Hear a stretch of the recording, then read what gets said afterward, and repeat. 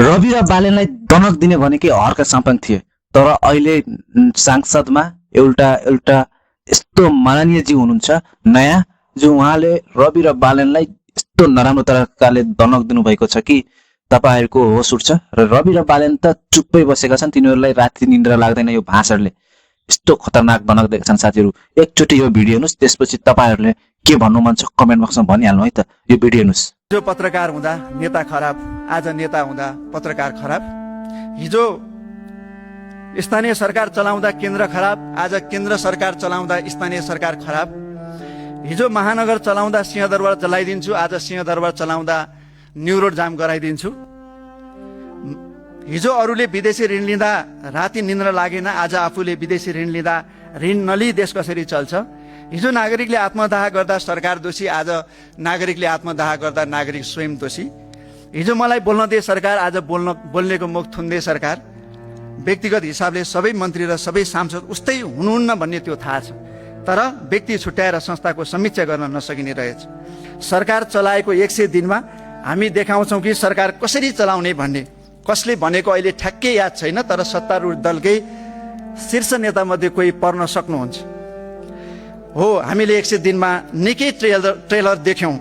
सुकुम्बासी बस्तीमा धुरुधुरु रोएका बालबालिका देख्यौँ, सुत्केरी देख्यौँ, बुढाबुढी देख्यौँ, अनि होल्डिङ सेन्टरमा भएका अमानवीय हरकत देख्यौँ। होल्डिङ सेन्टरमा प्रश्न गर्दा नागरिक समातिएको देख्यौँ। नागरिकले आत्मदाह गर्दा माननीयहरूले प्रश्न उठाए, तर राज्यले जवाफको सट्टा माननीयहरूलाई संसदको रोस्टम प्रयोग गरेर मन्त्रीले धम्की दिएको पनि देख्यौँ। सिंहदरबारको गेटमा काखे बालक लिएर धरना बसेका नागरिक माथिको दुर्व्यवहार पनि देख्यौँ। म राज्यको प्रहरी हुँ, कुनै अमुक शासकको प्रहरी होइन भन्दा हाकिम सामु कान समाएर उठबस गरेको पनि र गराएको पनि देख्यौँ। न्यायपालिकामा आफ्नो पकड बनाएर स्वार्थ अनुकूलका काम गराएको पनि देख्यौँ। सञ्चार माध्यममाथि धरपकड पनि देख्यौँ। जननिर्वाचित संस्थाको निरन्तर अपमान, नागरिकको शान्तिपूर्ण आलोचनालाई दण्डित गर्ने विद्रूप रूप र मनै राज्य हुँ भन्ने शैलीको चरित्र पनि देखिरहेका छौँ।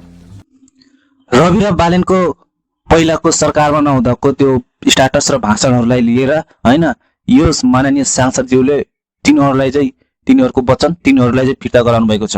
र अहिलेको सरकारले हुन पनि हो, पहिला आफू सरकारमा नहुँदा जे पनि भन्न मिल्थ्यो, तर अहिले आफू सरकारमा भएपछि ती कुराहरू कता गए? पहिलाका कुराहरू जुन सरकार हैन नहुँदाखेरि बोलिने कुराहरू कता गए? जुन जनताहरूको लागि तिमीहरूले बोल्थ्यौ, तर अहिले तिमीहरू सांसदमा गएदेखि अहिले त्यो कुराहरू बिर्सिसक्यौ। तपाईलाई सलाम छ सांसदज्यू, माननीय ज्यू, तपाईले यति राम्रो कुरा भन्नुभएको छ। सायद तिनीहरूको दिमागमा अब यो कुरा बस्नेछ।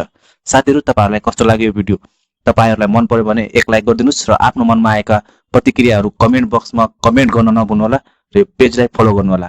जय नेपाल।